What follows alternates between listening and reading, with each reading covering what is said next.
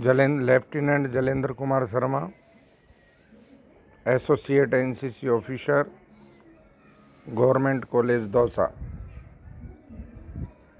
Associate professor in economics. Dear students, आज का हमारा टॉपिक है इंटरव्यू स्किल्स अर्थात साक्षात्कार कौशल। साक्षात्कार एक ऐसी प्रक्रिया है जो वर्तमान में व्यक्ति के व्यक्तित्व का आकलन करने में उपयोग की जाती है। साक्षात्कार किसे कहते हैं, साक्षात्कार की पद्धति क्या है?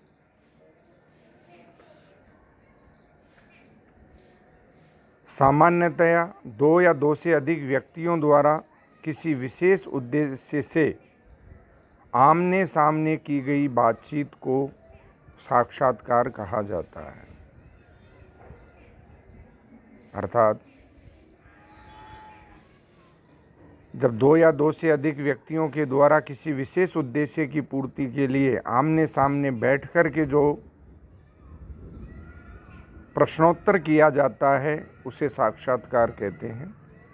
साक्षात्कार एक प्रकार की मौखिक प्रश्नावली है जिसमें हम किसी भी व्यक्ति के विचारों और प्रतिक्रियाओं को लिखने के बजाय उसके सामने रहकर बातचीत करके प्राप्त करते हैं।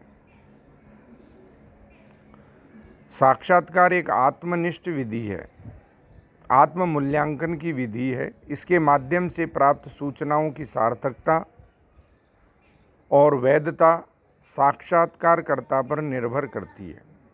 सूचना संकलन की इस विधि के प्रयोग में साक्षात्कारकर्ता के लिए दक्षता अत्यंत महत्वपूर्ण होती है, क्योंकि साक्षात्कार लेने वाला व्यक्ति अगर दक्ष नहीं होगा तो सामने वाले व्यक्ति के से सही सूचना प्राप्त करना, वह सूचना सही है या नहीं है, इसका आकलन करना कठिन हो जाता है। साक्षात्कार से प्राप्त आंकड़े सरलता से पक्षपातपूर्ण बन सकते हैं।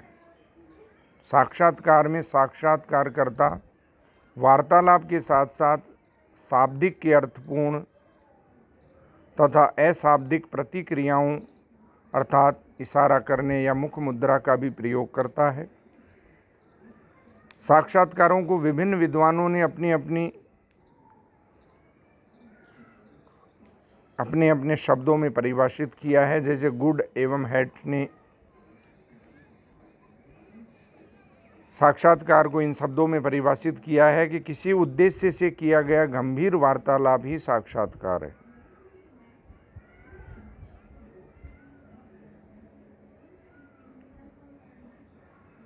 डेजिन ने साक्षात्कार को इस प्रकार से परिभाषित किया है कि साक्षात्कार आमने सामने किया गया एक संवादोचित आदान प्रदान है, जहां एक व्यक्ति दूसरे व्यक्ति से कुछ सूचनाएं प्राप्त करता है।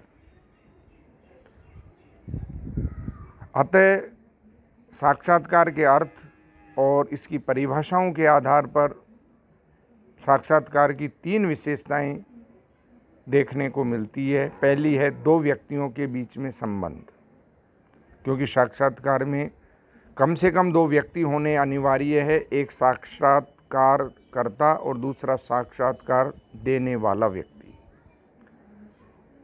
एक दूसरे से संपर्क स्थापित करने का साधन। इंटरव्यू में वाद विवाद या बातचीत एक दूसरे से संपर्क स्थापित करने का साधन होता है। तीसरा है साक्षात्कार से संबंधित दोनों व्यक्तियों में से एक व्यक्ति को साक्षात्कार के उद्देश्य के विषय में संज्ञान होना भी आवश्यक होता है, मतलब उसको जानकारी होना।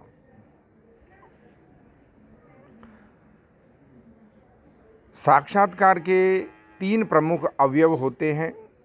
पहला है साक्षात्कारकर्ता, देने वाला और लेने वाला दोनों। दूसरा अवयव है साक्षात्कार हेतु प्रश्न कि इंटरव्यू में क्या पूछा जाना है, कैसे पूछा जाना है, ये प्रश्न। तीसरा अवयव है साक्षात्कार देने वाला दो व्यक्तियों के बीच यदि बातचीत निरुद्देश्य है तो इसे हम साक्षात्कार नहीं कहेंगे। मतलब साक्षात्कार देने वाले दोनों व्यक्तियों के बीच में बातचीत उद्देश्यपूर्ण होनी चाहिए।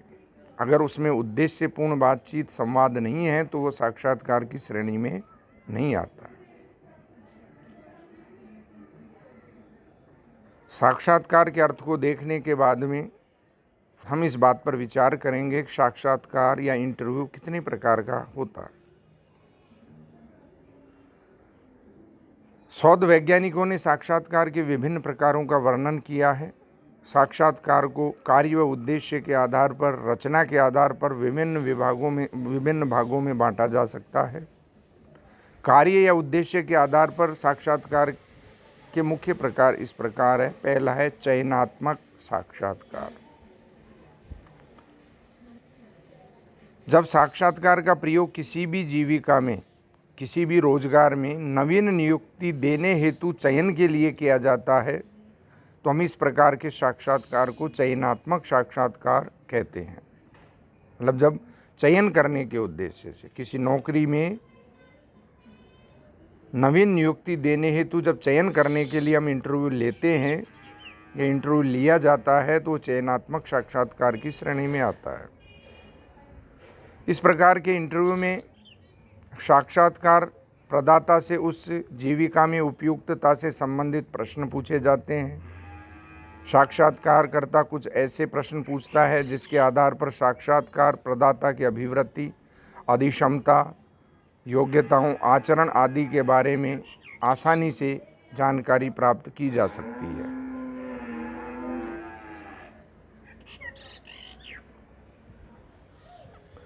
दूसरा है साक्षात्कार का प्रकार, वो है शोध साक्षात्कार, रिसर्च इंटरव्यू। इस प्रकार के साक्षात्कार में किसी विषय पर विभिन्न व्यक्तियों के विचारों को जानने का प्रयास किया जाता है। इस प्रकार साक्षात्कार लेने वाले व्यक्ति की रुचि उन तथ्यों में होती है जो कि साक्षात्कार लेने वाले व्यक्ति की रुचि उन तथ्यों में होती है जो कि साक्षात्कार देने वाले के विचारों में शामिल है। इसके लिए कुछ ही प्रतिनिधि व्यक्तियों को छांटकर केवल उन्हीं का साक्षात्कार किया जाता है। इन प्रतिनिधि व्यक्तियों से प्राप्त सूचनाओं के आधार पर पूर्ण जनसंख्या के विचारों के बारे में अनुमान लगाया जाता है। इसलिए इसे सैम्पलिंग इंटरव्यू भी कहा जाता है, न्यायदर्श साक्षात्कार भी कहा जाता है। कि कहने का तात्पर्य ये है कि जब किसी भी विषय पर रिसर्च करने के लिए, शोध करने के लिए चुने हुए प्रतिनिधियों से सूचनाएं संकलित की जाती है, उनसे उनके विचार जाने जाते हैं, तो शोध साक्षात्कार कहलाता है। इस प्रकार के साक्षात्कार का मुख्य उद्देश्य शोध समस्याओं के प्रस्तावित समाधान के बारे में एक विस्तृत ब्यौरा तैयार करना होता है। तीसरा प्रकार है निदानात्मक साक्षात्कार। इस प्रकार के साक्षात्कार के माध्यम से साक्षात्कारकर्ता बालक या किसी व्यक्ति की समस्या के विषय में आवश्यक जानकारी प्राप्त करने का प्रयास किया जाता है। जैसे किसी विद्यालय में शिक्षक के द्वारा छात्रों की किसी विशेष समस्या के विषय में सूचनाएं एकत्रित करने के लिए प्रयुक्त साक्षात्कार निदानात्मक साक्षात्कार की श्रेणी में आता है। मतलब जब किसी समस्या को सॉर्ट आउट करने के लिए जो इंटरव्यू किया जाता है, जो इंटरव्यू लिया जाता है, वो निदानात्मक इंटरव्यू कहलाता है। चौथा है उपचारात्मक साक्षात्कार। निदानात्मक साक्षात्कार के बाद जब किसी छात्र की समस्या तथा उसके विषय में सूचनाएं एकत्रित कर ली जाती है तो उपचारात्मक साक्षात्कार में व्यक्ति से इस प्रकार का वार्तालाप किया जाता है कि उसको अपनी चिंताओं तथा समस्याओं से मुक्त किया जा सके तथा समायोजन सही तरीके से हो सके। निदानात्मक साक्षात्कार लेने के बाद में जब किसी समस्या को सॉर्ट आउट किया जाता है तो उस समस्या को कैसे दूर किया जाए, जा सकता है, इसके संबंध में ऐसा साक्षात्कार किया जाता है। 5वां है तथ्य संकलन साक्षात्कार। इस प्रकार के साक्षात्कार में व्यक्ति या व्यक्तियों के समूह से मिलकर तथ्य संकलित किए जाते हैं। शिक्षक इसी साक्षात्कार द्वारा छात्रों के संबंध में तथ्य एकत्रित करते हैं। इस प्रकार के साक्षात्कार के 3 मुख्य उद्देश्य होते हैं। पहला है अन्य विधियों द्वारा संग्रहित किए गए तथ्यों में अपूर्णताओं, न्यूनताओं या कमियों की पूर्ति करना। कुछ तथ्य अन्य विधियों द्वारा प्राप्त नहीं हो पाते हैं। साक्षात्कार में उन सूचनाओं को एकत्रित करने का प्रयत्न किया जाता है जो मनोवैज्ञानिक जांचों द्वारा प्राप्त नहीं हो पाती है। दूसरा, पहले से संकलित की गई सूचनाओं की पुष्टि करने के लिए तथ्य संकलन साक्षात्कार किया जाता है। तीसरा है तथ्य संकलन साक्षात्कार का तीसरा उद्देश्य शारीरिक रूप से अवलोकन करना है। बहुत से छात्रों में अनेक शारीरिक दोष पाए जाते हैं जिसका ज्ञान मनोवैज्ञानिक जांचों से नहीं हो सकता है। तो जब इस प्रकार की समस्याओं के संबंध में इंटरव्यू किया जाता है तो तथ्य संकलन साक्षात्कार कहलाता है। अच्छे साक्षात्कारकर्ता के गुण क्या होने चाहिए? चूंकि साक्षात्कार एक आत्मनिष्ठ विधि है जिसके कारण इसके परिणाम पक्षपातपूर्ण हो जाते हैं। साक्षात्कार में सफलता प्राप्त करने के लिए आवश्यक है कि साक्षात्कारकर्ता में अच्छे गुण हों। एक अच्छे साक्षात्कारकर्ता में निम्नलिखित गुण पाए जाने चाहिए। पहला गुण जो साक्षात्कारकर्ता में होना चाहिए वो ये है कि साक्षात्कारकर्ता को अपनी बात सीधी एवं स्पष्ट शब्दों में करनी चाहिए। साक्षात्कार देने वाले पर यह प्रभाव डाले कि वह उसमें अधिक रुचि रखता है। दूसरी बात, साक्षात्कारकर्ता को छात्र की अच्छी बुरी आदतों पर हास्य प्रकट नहीं करना चाहिए। छात्र की सभी त्रुटियों कमियों को शांतिपूर्ण सुनना चाहिए। तीसरी स्थिति, तनावपूर्ण स्थिति को समाप्त करने के लिए साक्षात्कारकर्ता को हंसमुख होना चाहिए। चौथा, साक्षात्कारकर्ता का वार्तालाप पर एकमात्र अधिकार नहीं करना चाहिए। वार्तालाप पर मतलब खुद बोले, सामने वाले की नहीं सुने, ऐसा नहीं होना चाहिए। वार्तालाप के समय यदि साक्षात्कार देने वाला बोल रहा है तो ये प्रयास करना चाहिए कि उसे बीच में न रोका जाए अथवा उसे अपनी बात कहनी देनी चाहिए। 5वां, साक्षात्कारकर्ता को धैर्यवान होना चाहिए। साक्षात्कार प्रदाता को ऐसा लगना चाहिए कि साक्षात्कारकर्ता उसकी बातों में रुचि ले रहा है और सद्भावनापूर्ण व्यवहार कर रहा है। साक्षात्कार प्रदाता की भावनाओं का सम्मान किया जाना चाहिए। साक्षात्कारकर्ता यदि ऐसा करेगा तो साक्षात्कार प्रदाता अपने संदेहों को निर्विकार रूप से व्यक्त कर सकेगा। और अंतिम गुण, साक्षात्कारकर्ता को ये प्रयास करना चाहिए कि साक्षात्कार प्रदाता का उस पर विश्वास बना रहे। साक्षात्कार प्रदाता से बिना पूछे साक्षात्कार के विषय में किसी और से बात नहीं करनी चाहिए, क्योंकि अगर साक्षात्कारकर्ता में अच्छे गुण नहीं होंगे तो साक्षात्कारकर्ता और साक्षात्कार देने वाले के बीच में अच्छा संवाद नहीं हो सकता। इसलिए इसमें उपरोक्त गुण होने चाहिए। साक्षात्कार की परिसीमाएं, साक्षात्कार की कुछ कमियां भी पाई जाती है, जैसे ये एक आत्मनिष्ठ विधि है जिससे परिणामों में संगतता होने की संभावना कम पाई जाती है। दूसरा, आवश्यक प्रशिक्षण के अभाव में साक्षात्कारकर्ता का सही तरीके से व्यक्तित्व मूल्यांकन के लिए तथ्य एकत्रित करने में कठिनाइयों का अनुभव करता है। मतलब अगर साक्षात्कारकर्ता प्रशिक्षित नहीं है तो वो सही तथ्य एकत्रित करने में कठिनाई अनुभव कर सकता है।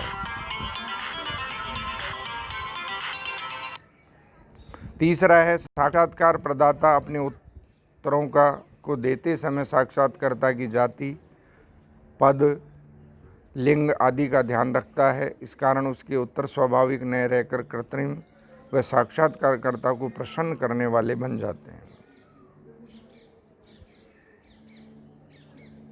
जब अनेक व्यक्तियों से सूचनाएं एकत्रित करनी हो, एक ही व्यक्ति के व्यक्तित्व के अनेक पक्षों का मूल्यांकन करना हो, तो इस प्रविधि को अपनाने में बहुत अधिक समय खर्च होता है।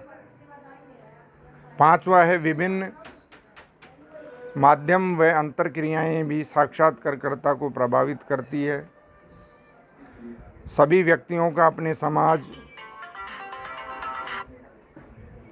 के मान्यताओं, धारणाओं, विश्वासों का प्रभाव रहता है। यदि साक्षात्कारकर्ता व साक्षात्कार प्रदाता की सामाजिक पृष्ठभूमि में अंतर हो तो इसके परिणामों की वैधता में कमी आ जाती है। साक्षात्कार के समय ध्यान रखने वाली जो बातें हैं वो इस प्रकार से हैं। जो साक्षात्कार देने वाला व्यक्ति है वो कमरे में भी जब इंटरव्यू देने के लिए प्रवेश करता है तो उसको निम्नलिखित बातें ध्यान में रखना अनिवार्य है।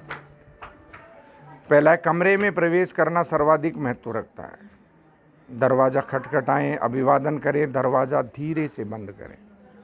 आत्मविश्वास से आगे बढ़े, जब तक आपसे कहा न जाए बैठे नहीं। यदि साक्षात्कारकर्ता अपना हाथ आगे बढ़ाता है तो उससे आत्मविश्वास से हाथ मिलाएं। याद रखें, पहला प्रभाव बड़ा महत्वपूर्ण होता है। जब आप प्रवेश करते हैं तो आपकी चाल, आपका आत्मविश्वास, आपका बाह्य आचरण सब पर निगाह रखी जाती है। इसीलिए कहा जाता है कि first impression is last impression. दूसरी बात, प्रत्याशी के हाव भाव को भी ध्यानपूर्वक देखा जाता है। ठीक ढंग से बैठें तथा थोड़ा झुके, क्योंकि ये आपकी रुचि एवं ध्यान को दर्शाता है। पेन, कागज, चश्मा, मेज पर रखी वस्तुएं जैसे कि पेपर कट को व्यर्थ में न छेड़े। अधीरता, ऐंठन, खुजलाना आदि आत्मविश्वास एवं एकाग्रता की कमी को दर्शाता है। तीसरा, उत्तर देते समय नीचे दी गई बातों पर ध्यान दें। पहले सुनो, फिर सोचो, फिर बोलो। दूसरा, उत्तर देने में जल्दी न करें, थोड़ा समय ले। तीसरा, यदि आपने प्रश्न को सही नहीं सुना है या उसे समझ नहीं पाए हैं तो दोहराने के लिए कहे। अंदाज़ा लगाकर गलत उत्तर कभी भी ना दे। यदि आपने कोई गलती की है तो उसे स्वीकार कर लें, कोई झिझक न रखें। आपका उत्तर संक्षिप्त हो, स्पष्ट होना चाहिए। साक्षात्कार में अधिक बोलने वाले को पसंद नहीं किया जाता है। कभी भी झूठ न बोले, आपके जवाब में ईमानदारी होनी चाहिए। कभी गुस्सा न करें, नहीं अपना धैर्य खोए, भले ही प्रश्नों से आपके सम्मान को चोट पहुंच रही हो। याद रहे, ऐसे प्रश्न आपके धैर्य और आपकी भावनाओं की जांच के लिए ही जानबूझकर पूछे जा सकते हैं। बीच में टोके नहीं, आंख से आंख मिलाए रखें। मेरा मतलब है ठीक है, ओके जैसे शब्दों से बचना चाहिए। प्रश्नों का उत्तर देते समय उत्साह, हिम्मत, ऊर्जा का प्रदर्शन करें। इससे आभास होता है कि आपकी पद में वास्तविक रुचि है। प्रश्न तभी पूछे यदि आपसे ऐसा करने के लिए कहा गया है। पूरे साक्षात्कार के दौरान शिष्टता को बनाए रखें। धन्यवाद, माफ़ कीजिए, जी ठीक है जैसे शब्दों का उचित अवसरों पर प्रयोग करके अपनी शिष्टता को प्रदर्शित करना चाहिए। डियर कैडेट्स, इस प्रकार से जब भी आप जीवन में रोजगार के लिए किसी भी काम व्यवसाय को चुनने के लिए जब आप इंटरव्यू देने जाएं तो इन सभी बातों को आप ध्यान में रखें, क्योंकि ये बातें काफ़ी महत्वपूर्ण बातें हैं। यदि इनका आप सही ढंग से पालन करते हैं, इनका ध्यान रखते हैं, तो आपका जो इंटरव्यू है, आपका जो साक्षात्कार है वो उचित होगा, सही होगा और न्यायपूर्ण होगा। धन्यवाद।